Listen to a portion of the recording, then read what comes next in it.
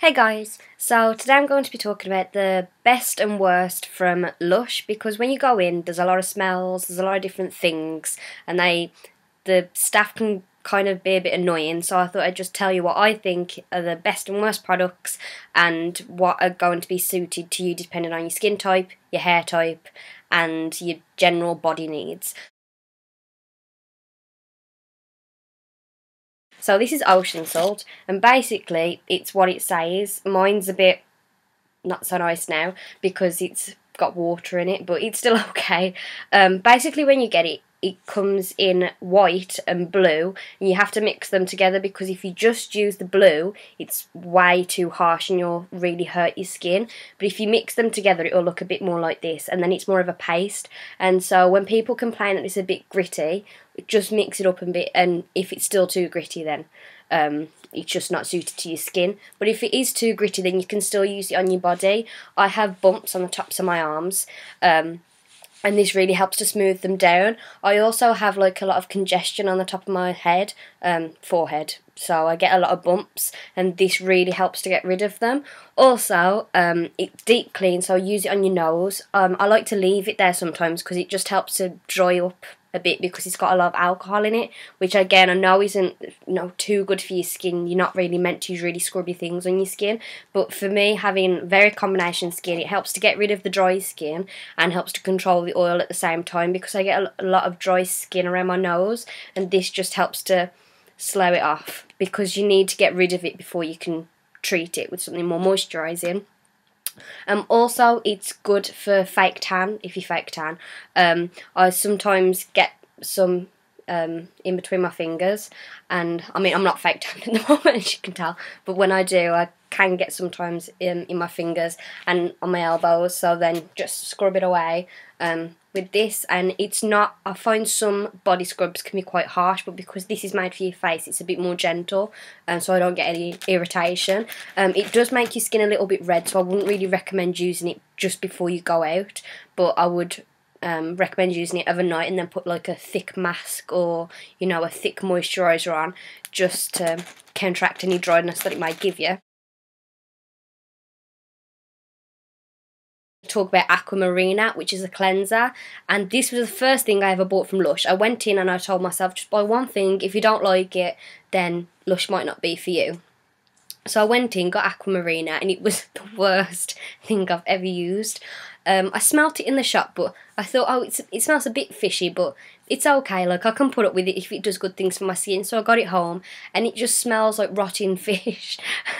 And I thought, oh well, if it does good things, I can put up with it. And it got rid of redness to an extent, but like the Catastrophe cosmetic, it left a really powdery film on my face. And when you're using it as a cleanser, regardless of what I was putting on top of it, moisturiser, toner, it just, nothing was sorting the powdery effect out. And that was really aggravating the dry skin, and it wasn't really doing much for the oil. If anything, I got even more oil because it was like working to try and get through the powder.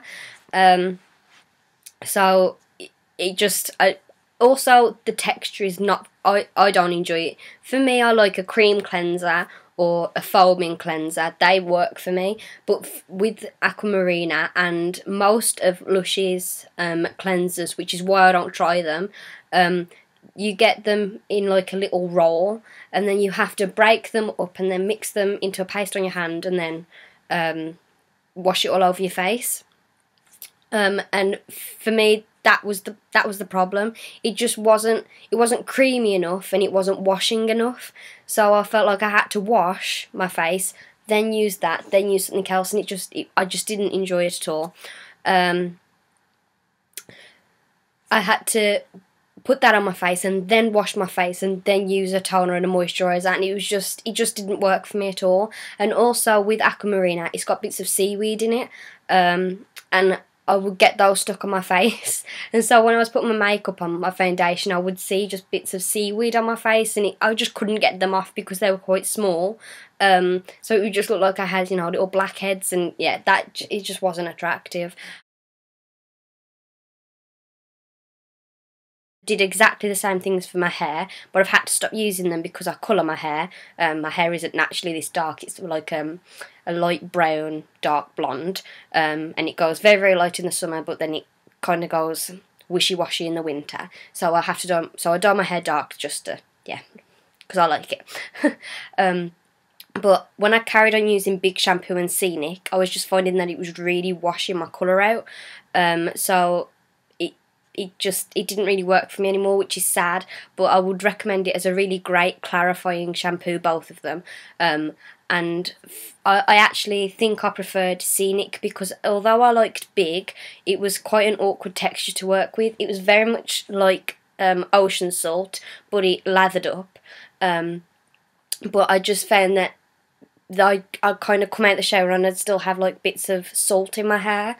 But I also think that it worked really well. If you do use a lot of sea salt sprays, then you're kind of working that into your hair before you have to put any products onto it. So it's a good multitasker. It really gives a lot of volume to your product. And the Seanik bar looks a lot like this, but it's just blue, and it has pieces of seaweed in it.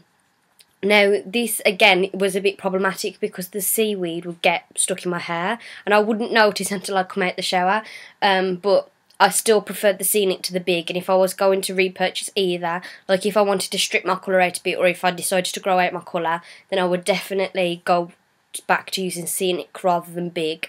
But I think Big is great for special occasions, because it is a little bit drying, so it shouldn't be used as like an everyday wash, but maybe more of a clarifying wash on a Sunday. Also, it really helps with oily hair. I have quite oily hair, and I don't like to wash my hair every day. I maybe wash it twice a week, which I know is quite disgusting. And those were kind of the products I first started using when I decided to wash my hair less, because they just completely got rid of all the oils. And although they stripped my hair a little, because I wasn't washing my hair as much, the natural oils were going back into it. So it just depends. If you do wash your hair every day, I wouldn't recommend them. I really like the olive branch because it's moisturising, but I really don't like the other shower gels. I love the smells. I really love the smells, and I've actually got like a little representative. I have used this, and this is Glogg, and this was like a Christmas special. The problem I have with Lush shower gels is that they're very drying, and I love the smells, but I just can't use them because I don't have eczema or anything, but I almost get that when like that kind of effect when I use them. It really dries out my skin. I can't use fake tan, even body lotions doesn't sort it out. And I've used Glogg, Hippy and Snow Fairy, and just for me all of them were the same. I really like the smell of Snow Fairy. It's a bit too sweet for me, but I really enjoy it, and I like the way it kind of settles on my skin after I've come out the shower. I just can't use it because of how drying it is. Also, it has glitter in it, which I think kind of aggravates my dry skin even more. I feel like the glitter kind of gets into the dryness, which isn't very enjoyable. But I know a lot of people love that, so I think that's just me. If you have, normal skin and you use a lot of body lotion, you don't have a problem with that, then that's up to you. But for me, the olive branch is just a really good multitasker. I mean, different to the soaps, I don't particularly love them, but I don't hate them either. My mum and dad use the soaps. I just don't use them. They buy me them as Christmas presents, because the smells are really nice, but I don't enjoy them. I've never used a bath product because we have a shower, and I don't like baths. I don't know why. I feel like I'm just sitting in dirt. So I've never used any of like the bath bombs or the ballistics or the melts, so I can't really tell you much about that. I have used a massage bar. It didn't do much for me, but I don't think it's the worst.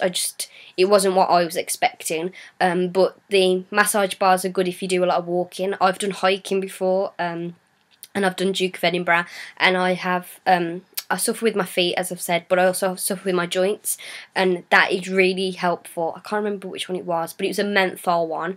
They've reformulated them, so it might be better now, but I just rubbed that over my joints, and it really helped to kind of get in there and take the pain away a bit.